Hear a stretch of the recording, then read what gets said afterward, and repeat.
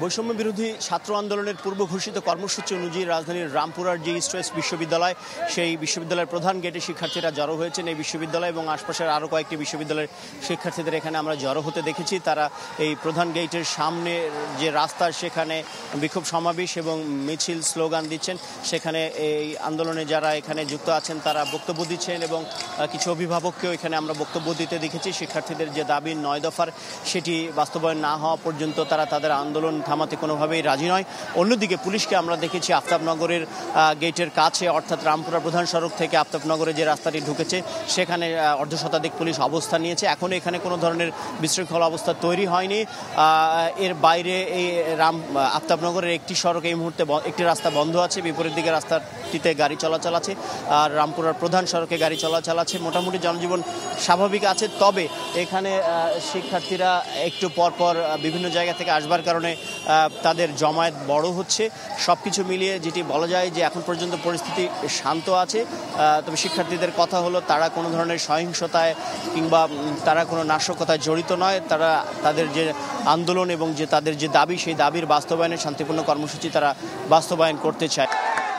এই যে দুষ্কৃতী হামলা চালিয়েছে, এতে ছাত্রদের কোনো অংশগ্রহণ নেই।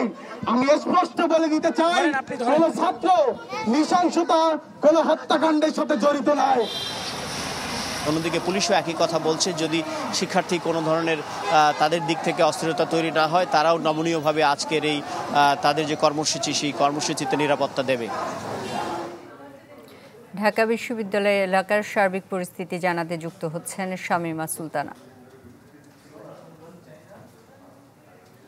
আমরা এখন যেখানটায় আছি, যে এখানে কিন্তু একটি সাদা দলের শিক্ষক যারা আছেন তাদের একটি মিছিল যাচ্ছে। তারা ক্যাম্পাস ঘুরে এসছেন এবং তারা যেটি দাবি করেছেন, যারা এই আন্দোলনে এখানে যারা প্রতিবাদে অংশ নিয়েছেন, তারা যেটি দাবি করেছেন যে এই যে নির্বিচারে যে গুলি করা হয়েছে এবং যে গণগ্রেপ্তার, সেগুলোর তারা বিচার চান।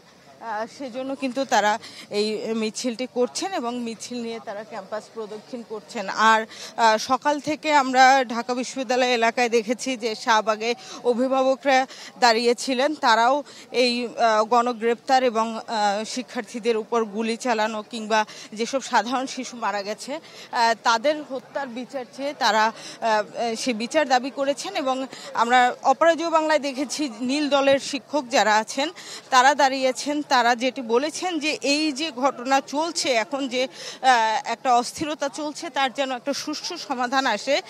সেখানে ঢাকা বিশ্ববিদ্যালয়ের সাবেক উপাচার্য ডক্টর আখতারুজ্জামান বলেছেন যে এই ঘটনায় একটা জাতীয় সংলাপ এখন সময়ের দাবি এবং তারা সেই সংলাপের জন্য সব পক্ষ যাতে সেই সংলাপে বসে, সেজন্য সবার প্রতি আহ্বান জানিয়েছেন। এবং নীল দলের শিক্ষকরা একটি স্মারকলিপি উপাচার্যের কাছে পৌঁছে দিয়েছেন, যেখানে তাদের দাবিগুলো আছে।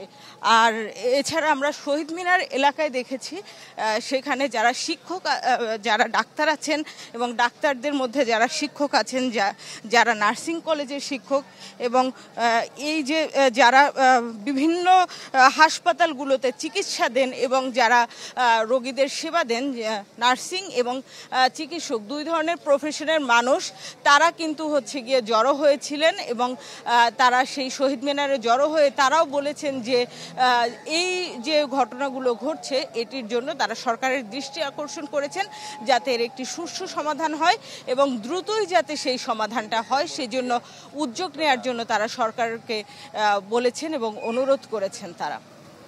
সুস্মিতা, এবারে রাজধানীর মিরপুর এলাকার সার্বিক পরিস্থিতি জানাতে আমাদের সাথে যোগ দিচ্ছেন সুলতান মাহমুদ আরিফ।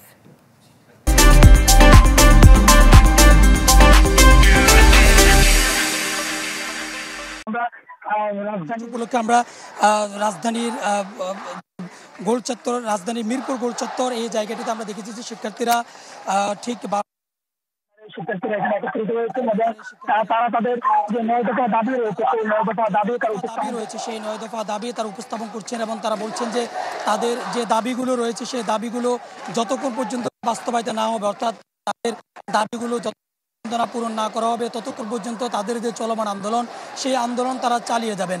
এবং এই জন্য আমরা দেখেছি যে ঠিক 12টার পরপরই বিভিন্ন দেয়াল লিখন থেকে শুরু করে এক দফা এক দাবি, এবং তারা তাদের পক্ষ থেকে লেখনের মাধ্যমে বিভিন্ন ধরনের তারা আন্দোলনের যে স্লোগান, সেই স্লোগানগুলো তারা দিচ্ছেন।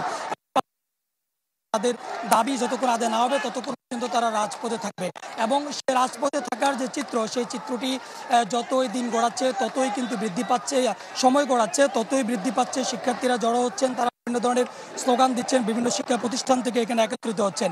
সেই ক্ষেত্রে মিরপুর গোল চত্বর থেকে সব দিকে যান চলাচল বলা চলে যে একেবারে বন্ধ হয়ে রয়েছে, এবং আইন শৃঙ্খলা রক্ষাকারী বাহিনীর সদস্য যারা রয়েছে তারাও আইন শৃঙ্খলা বিঘ্নিত করা হয় সেদিকে কিন্তু তারাও নজর রাখছেন, এবং বলা চলে যে এখানে আইন শৃঙ্খলা রক্ষাকারী বাহিনীর সদস্যরা রয়েছেন। তবে এখন পর্যন্ত কোনো রকম বিশৃঙ্খলা ঘটনা কিন্তু এখানে ঘটেনি, এবং প্রতিদিনকার মতো যেরকম শিক্ষার্থীরা স্বাভাবিকভাবে তারা তাদের দাবিগুলো তুলে ধরছেন, এবং তারা বলছেন যে তাদের দাবি যতক্ষণ পর্যন্ত আদায় না হবে, যত কর্মসূচি আসুক না কেন সেই কর্মসূচিগুলো তারা বাস্তবায়ন করবে। আরিফ, আপনাকে ধন্যবাদ। মিরপুরের পরিস্থিতি জানাচ্ছিলেন সুলতান মাহমুদ আরিফ। এদিকে রাজধানী বসুন্ধরা আবাসিক এলাকার সর্বশেষ পরিস্থিতি জানিয়েছেন আশিকিন প্রিন্স। আমি রয়েছি রাজধানীর বসুন্ধরা আবাসিক এলাকা প্রবেশের যে মূল ফটকটি রয়েছে সেই ফটকের সামনে, এবং এখান থেকে মূলত বেশ কয়েকটি বিশ্ববিদ্যালয়ের শিক্ষার্থীদের মিছিল বের করার কথা রয়েছে। তবে এখন দুপুর 1টা বাজে, এখন পর্যন্ত কোনো শিক্ষার্থীরাই কিন্তু মিছিল বের করেননি। তবে আমরা যতটুকু দেখতে পাচ্ছি যে বেশ কিছু শিক্ষার্থী তারা কিন্তু এক জায়গায় জড়ো হয়েছেন, সবার কপালেই জাতীয় পতাকা রয়েছে, তারা হয়তো বা মিছিল বের করার চেষ্টা করবেন।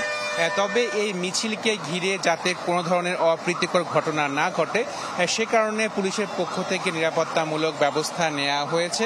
তবে বলা যায় যে দুপুর 1টা পর্যন্ত এই বসুন্ধরা আবাসিক এলাকার প্রবেশে যে মূল গেট এবং যমুনা ফিউচার পার্কের সামনে কোনো রকমের অপ্রীতিকর ঘটনা ঘটেনি। তবে বলা যায় যে এখানকার যে জীবনযাত্রা, সেই জীবনযাত্রা স্বাভাবিক রয়েছে, যান চলাচল স্বাভাবিক রয়েছে।